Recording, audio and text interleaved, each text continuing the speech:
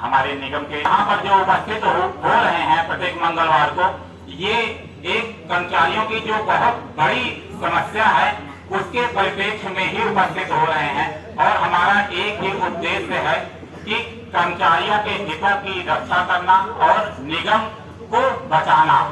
हमारा मूल उद्देश्य केवल एक ही मात्र है कि हम निगम को बचाएं और साथ ही साथ अपने कर्मचारी के हितों की रक्षा करें। कर्मचारियों का जो अहित किया जा रहा है प्रबंध तंत्र द्वारा, उसको विरोध करते हुए या उसको सही दिशा देते हुए उनके हितों की रक्षा करें।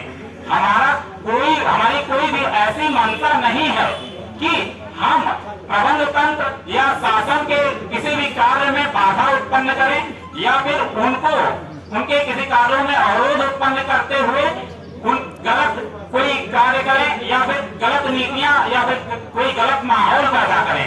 हमारा एक ही उद्देश्य है कि जो प्रबंध तंत्र द्वारा शासन को पत्र लिखा गया और हमारे कर्मचारियों को सरप्लस किया गया, जो 2292 कर्मचारियों के ऊपर वो जो अधर की तलवार लटकाई गई है कि वो कर्मचारी विभाग से सरप्लस की स्थिति में पहुंचा दिए गए हैं और उनके प्राप्त होने वाले वेतन जो वर्तमान समय में ईपीसी प्रक्रिया के थ्रू कार्य कराए जाने की एक पॉलिसी निगम में लागू कराए जाने पर विचार चल रहा है और चल ही नहीं रहा है, उसे आगे बढ़ा दिया गया है और उसे कैबिनेट तक पहुंचा दिया गया है। हमारे आपके विरोध का वो परिणाम था कि कैबिनेट के उस प्रस्ताव पर शासन को या फिर यूं कहें कि हमारे प्रबंध तंत्र को बाध्य होकर एक बैठक बुलानी पड़ी और उसके निगम के जो संगठन या सबसे बड़े संगठन हम लोगों से जो हम लोग विरोध कर रहे थे, उत्तर प्रदेश राज्य सेतु निगम एम्प्लॉइज यूनियन से प्रस्ताव मांगना पड़ा कि आपका विरोध जो किया जा रहा है, आप जो विरोध कर रहे हैं, आप एक प्रस्ताव दीजिए ताकि हमारी तरफ से एक प्रस्ताव लिया गया कि कर्मचारियों का हित किस तरीके से आप करने का प्रस्ताव है। उसी क्रम में अदर संगठनों को भी बुलाया गया, लेकिन शायद बहुत सारे ऐसे चुटपुटिया संगठन हैं, बहुत छोटे छोटे संगठन हैं जिन्हें उसका वजूद भी नहीं पता, जिन्हें उसके बारे में जानकारियां भी नहीं पता। बहुत सारे संगठन के लोग ऐसे भी वहां सम्मिलित हुए जिन्हें ईपीसी मोड के बारे में तनिक भी जानकारी नहीं है, वो जानते ही नहीं कि ईपीसी मोड होता क्या है। बहुत सारे ऐसे संगठन के पदाधिकारी वहां पर उपस्थित हुए जो पीएमसी एक प्रोजेक्ट मॉनिटरिंग कमेटी की बात कही जा रही है, बार बार कही जा रही है, जो उस कैबिनेट नोट में था 6ठे पॉइंट पे, लेकिन उसके बारे में लोगों को पता ही नहीं है कि पीएमसी होता क्या है।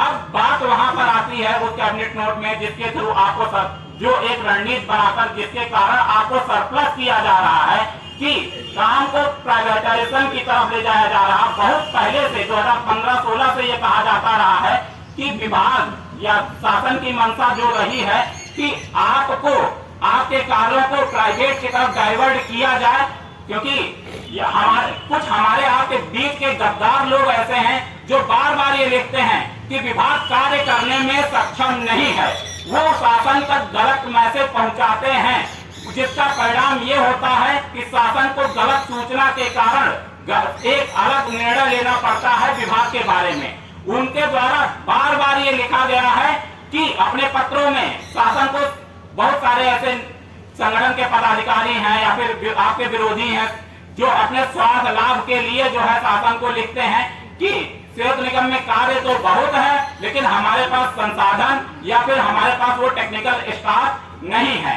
जिसके कारण हम कार्य करने में सक्षम नहीं है। वो क्षणिक कुछ वर्ड जो आप लिखते हैं उसमें उसका दुष्परिणाम ये होता है कि आपके पास इतनी भरपूर संख्या में कर्मचारी बल होने के बाद भी वो शासन इस आपकी बातों को एक दूसरे नजरिए से देखता है या ये उन पत्रों को एक दूसरे नजरिए से इस तरीके से देखता है कि आप कार्य करने में सक्षम नहीं है, आपके कार्यों को ले लिया जाए और उसको अलग मोड से दूसरे तरीके से कराया जाए, जिसका परिणाम ये आपके सामने में आ रहा है। और अदर विभागों को अगर देखा जाए, अदर निगमों को देखा जाए, वहाँ संख्या बहुत कम है।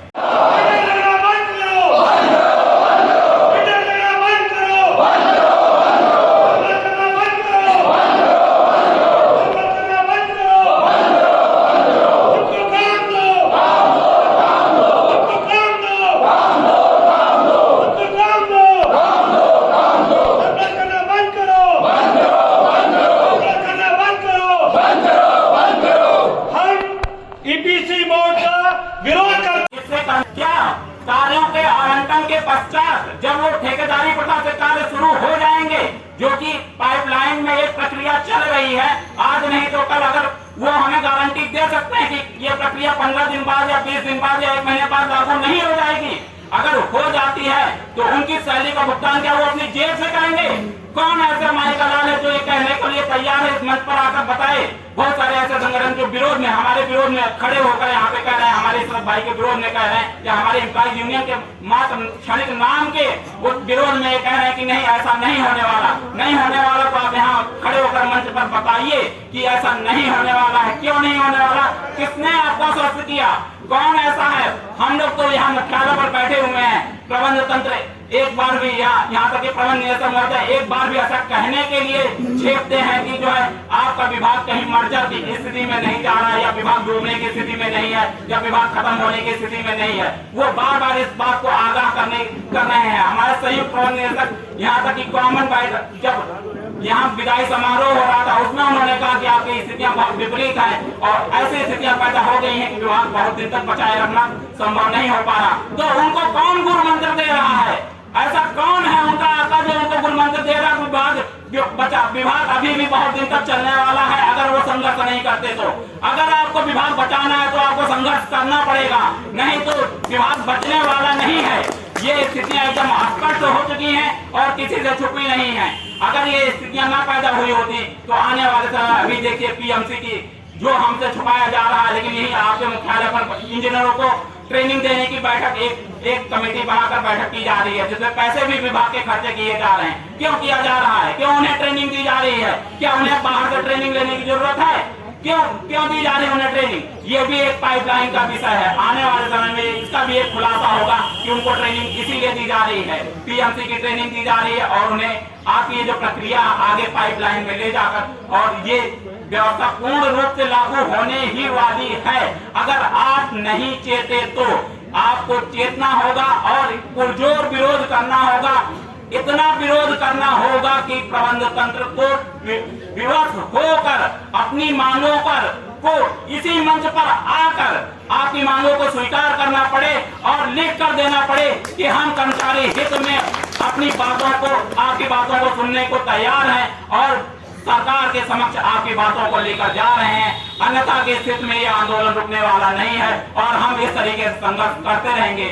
इसी के साथ मैं अपनी बातों को विराम करूंगा, लेकिन एक आह्वान करूंगा कि मेरे जो कर्मचारी भाई अंदर बैठे रहते हैं, बार बार कहने के बाद भी नहीं निकलते हैं, कृपया मेरा उनसे अनुरोध है, मैं करबद्ध प्रार्थना करता हूं उनसे कि आज वो चेत जाएं, आकर यहाँ बैठ जाएं। नहीं तो कल अगर वो हमसे कहेंगे भी तो मैं उनके साथ खड़ा होने वाला नहीं हूँ और हमारा संगठन भी उनके साथ कतई नहीं खड़ा होगा, चाहे वो जो भी कर लें।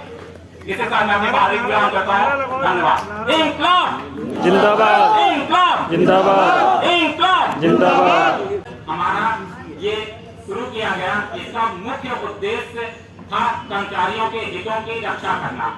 जब हम लोगों ने ये संघर्ष शुरू किया उस समय शायद ये स्थितियां निगम की नहीं थी कि हम जिस लिए आज संघर्ष करने के लिए इस मंच पर इकट्ठा हो गए हैं, क्योंकि उस समय जब हम लोगों ने संघर्ष शुरू किया तो कर्मचारियों की छोटी छोटी समस्याएं थी, चाहे वो स्थिति की समस्या थी या अदर किसी समस्या के कारण हम लोगों ने इस संघर्ष को मंगलवार के दिन शुरू किया। लेकिन वही समस्याएं जो प्रबंध तंत्र द्वारा हमारे बीच में क्रिएट की जा रही थी, वो एक बुआहट थी कि शायद भविष्य में कोई एक बड़ी प्रॉब्लम, एक बड़ा माहौल, कोई एक भ्रामक स्थिति हमारे बीच में पैदा की जा रही है, जो हमारे बीच में किसी बड़ी समस्या को जन्म देने वाली है, जिसको देखते हुए हम लोगों ने इस संघर्ष को हमारे इसरत भाई के माननीय केंद्रीय अध्यक्ष जी की अध्यक्षता में शुरू किया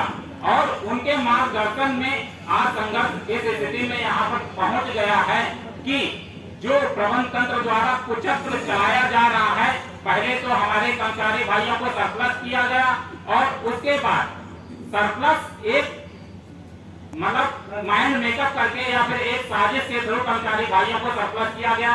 उस समय ये नहीं दिखाया गया, केवल यही दिखाया गया कि जो हमारे अधिसंख्य कर्मचारी हैं हम उनको सरप्लस कर रहे हैं।